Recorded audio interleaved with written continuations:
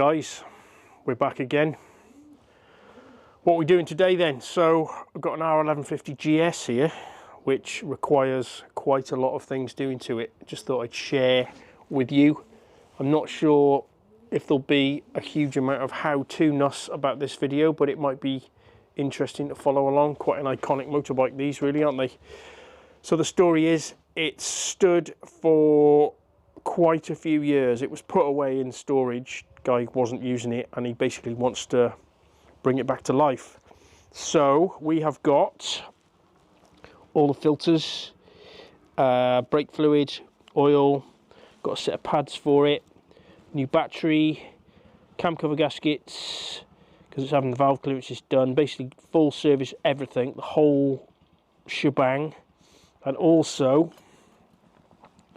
we're going to give it an ABS-ectomy as well. We're going to take the ABS system off it, so that bit of it might be interesting. Got some nice brake lines here with, yeah, we'll get to that. I'll show you the kit as we do it. So I'll bring you in at key moments that I think might be interesting, and yeah, we'll follow along. See you in a little while. Oh, what am I going to do first, just so you know? I'll probably just bosh the tyre. Oh yeah, and tyres. There's a set of tyres here for it. Hang on, I'll show you the tyres. Conti Trail Attack 3s for it. Got a set of those. So I'm going to put those on first, and then I'll drop all the oils. So gearbox oil, final drive, and engine oil, obviously. And I'll bring you in. It'll be interesting, hopefully. Right, see you in a bit. Right. So tyres are on. Pretty straightforward really. It took longer to get the flipping glue from the old wheel weights off than it did to actually fit the tyres. Whoever takes an old wheel weight off and then doesn't remove the adhesive, I hate you. These wheels are literally covered in, I don't know, it's got 40,000 mile on it, so it's been through a few sets of tyres. It didn't look like anybody had ever taken any of the adhesive off, so yeah, spent flipping ages cleaning the wheels. But anyway, tyres are on. That's that. Oh, top tip, glue remover. If you ever want a really good glue remover, this stuff, Koch Chemi EU, amazing for getting glue off, you know, when you've peeled a sticker off and you can't get, anyway, not sponsored, but if you want to remove glue from wheel weights or stickers or something, that's the stuff to use. Awesome. So that's that. Tyres on. It's the end of the day now, so I'm gonna go and have a beer probably, and we'll reconvene in the morning. So yeah, don't touch anything when I'm not here. See you in the morning. Oh yeah, and the other thing I've done, just sort of so I can leave it overnight, is I've drained the engine oil, gearbox oil, final drive oil.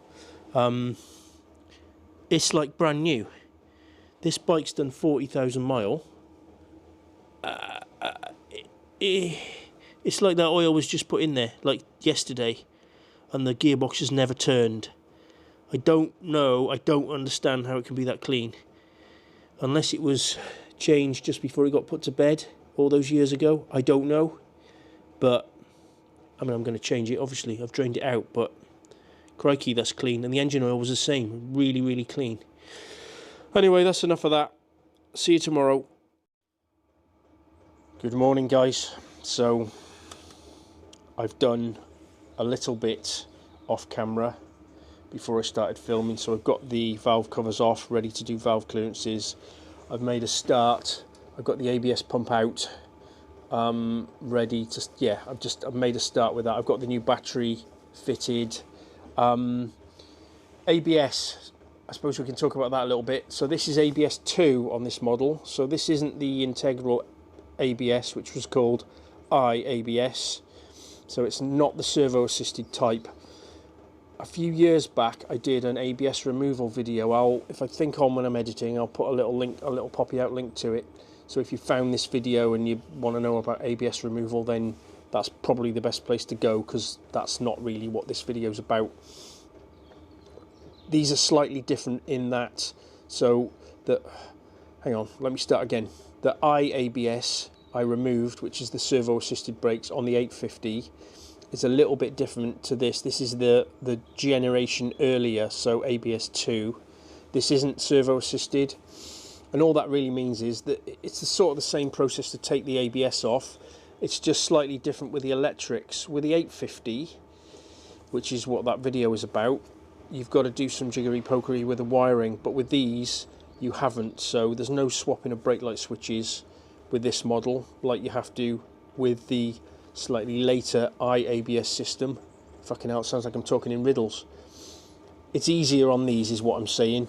All you have to do, or not all you have to do, but from an electrical standpoint, you have to remove this relay, which stops the ABS warning lights on the dashboard flashing, and then you take the other ABS bulb out of the dashboard so that you're not looking at the light as you're riding along. You don't have to mess with the ABS wiring, so slightly easier. You can sort of, I'm going to put some adhesive lined heat shrink on this and put it all neat. And let me take you around the other side. So there's a bit of jiggery-pokery now. Got to remove these brake lines, which, yeah, they're a bit of a pain in the ass to get out. You've got to sort of bend them straight and feed them out. You'll see that if you watch the other video in the corner there. So I've got some nice original. I've got some nice original looking braided lines for it, front and rear. And then, hang on, what have I done with it? And then I've got this little loopy thing here, so you disconnect the lines that's going to the ABS pump, that's coming back from the ABS pump. You put this little jobby in there, which bridges it.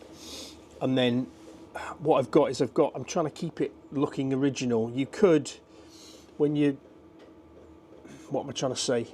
In terms of brake lines, you've got a few options. You could just do 2 separate lines straight from the master cylinder, 1 down to each caliper.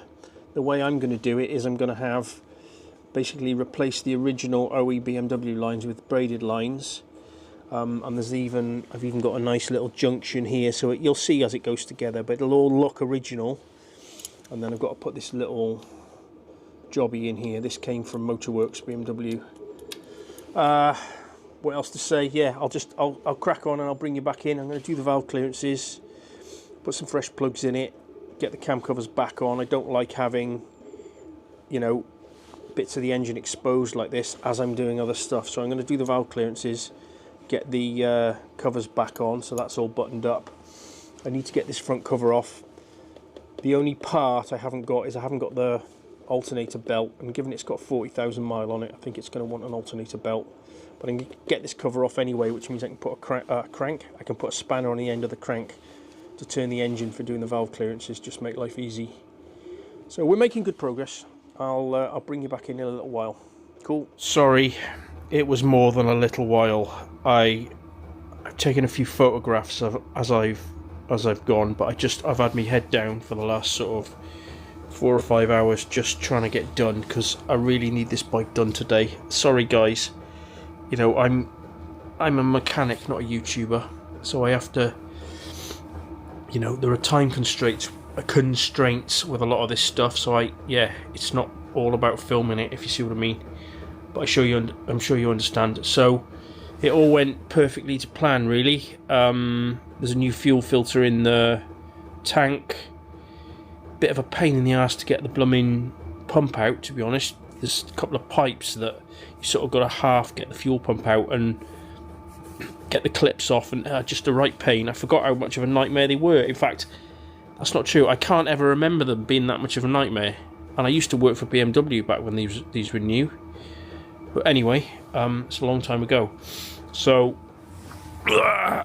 brake lines are all fitted. Calipers have been cleaned and washed off. New pads. Obviously, it's all fresh brake fluid. So, yeah, all nice and neat.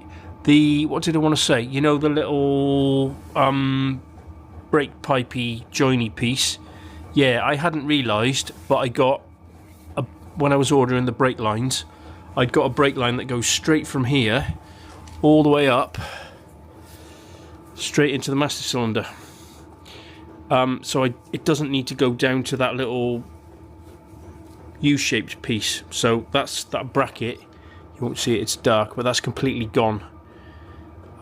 So that's just in the bag, ready to go back to the customer with all the other bits. What else to say? The belt. Oh, that was the other thing. The belt on the front. Sorry, I'm getting in the way of my light here, making it shadowy. The belt on the front, the alternator belt, it looks brand new. So I'm kind of thinking this bike had a lot of love just before it was put away, because, you know, as you saw, the gearbox oil was like brand new, the engine oil looked new. The only thing that didn't look new was the plugs. The plugs looked like they'd been in there for quite a while, but the air filter was almost new. I put a new one in anyway. He wants it all, you know, he wants to start afresh kind of thing with it. What else to say? I tell you what, I'm looking forward to riding it. I used to love these back in the day. I haven't ridden one 1150 for ages. They're slightly sort of agricultural, but that's what gives them their charm. So I'm looking forward to it. It's the end of the day now. It's sort of 7 o'clock in the evening. I'm just packing away.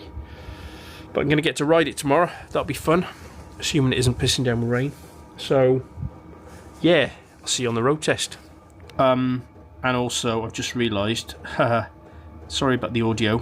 I haven't got my wireless mic connected. So it's the mic in the camera, so it might sound a little bit different. Just thought I'd start it for you.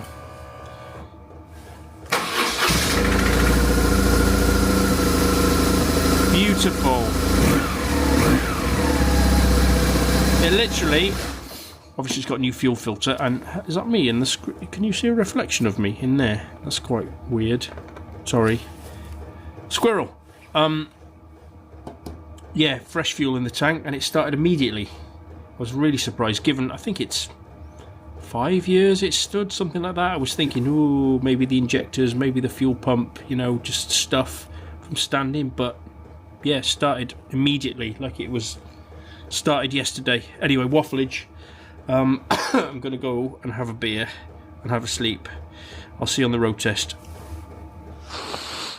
Hey guys, welcome back to another day.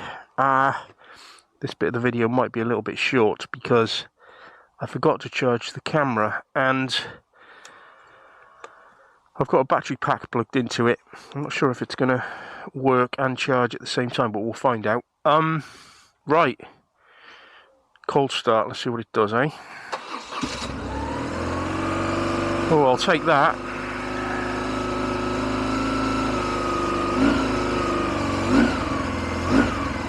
Looking forward to this. It's got to be, I haven't ridden one of these for, God, I don't know, 15 years maybe? A long time. All 1200s these days. Right, let's go. God, just watching, I used to, I can't speak, it's cold. I used to work for BMW back when these things were new, so I used to ride a lot of them. So looking at the dashboard, it's all very familiar, if you see what I mean. Oh, it's like putting on a comfy pair of shoes. Oh, fair dues. The sitting position, your knees are quite up a bit. It's not that choke off. Knees are quite up. It's really comfortable. Oh yes. Oh, it feels lovely.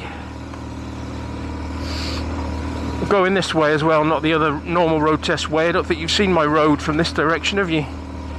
So I'm right on the sort of outskirts of town. I'm like the last house out in the countryside, which makes it, you know, I get the countryside, but then I can get into town and go to the pub, and everything's within walking distance. It's quite a good spot. God, it's cold this morning. Oh yeah, it just feels so familiar. And it feels like it's, oh God, hang on, let me put my goggles down, it's so windy in my face, taking my breath away, the cold wind. It just, yeah, just steers nice, feels really lovely to ride, or really familiar, let's put it that way.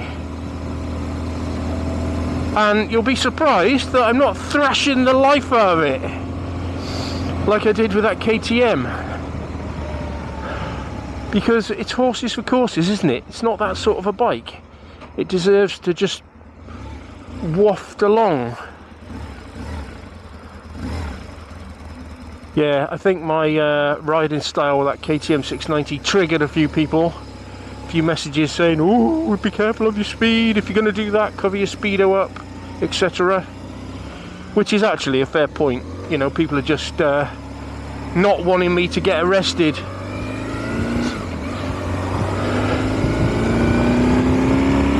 Oh, this is bloody lovely. Oh, I remember actually, now I'm riding this, the screens were no use, were they? You're getting buffeted right in the helmet. It needs a bigger screen, and you do feel like you could just munch up miles on it, but your legs are quite open in the airstream, so you're going to get cold knees. Fair play, I do like this bike. Right, okay then guys, so I suppose this is the end of the video. Thank you for watching. It was a bit of a short one, I know, and it wasn't really my normal sort of style of how-tos, but I was servicing this bike and it's such a nice one, and you don't see that many of them these days. I just thought it was a nice one to share. Do the usual, like and subscribe, and remember we got the Discord group going on. New people join in every week, and you know, you don't need to be, I've said this before, I know you don't need to be commenting in the chat group, but it's quite interesting, as I do a lot of the time. You sort of watch the conversations roll by, and you know, people asking questions and getting answers to questions, and you sort of learn stuff that way. It's interesting. And then we've got, as part of the Discord group, we've got our I keep saying suppository, don't know, it's not the right word, I don't know why I think that. We got this depository, I'm sure that's not even the right word. We got this place we put all the service information, all the workshop manuals and stuff, and you get a username and password and log into that, so you get access to a lot of service information. And I'm adding to that, as people request, one of the chat threads in the Discord is I think it's called request service information, and I've got literally thousands and thousands of workshop manuals on a hard drive. Actually, saying that, most of them are in the cloud now, but as people request the service information, I'm uploading it. So, and then other people have got service information that I haven't got, so they can sort of fill the gap. So that's a good little, yeah, that's the main benefit of being a patron, is you get access to the chat, which is the Discord, and then you also, when you're in the Discord, you get access to the service information suppository. Anyway, that's me done. Thanks for watching guys, and I'll see you on the next one.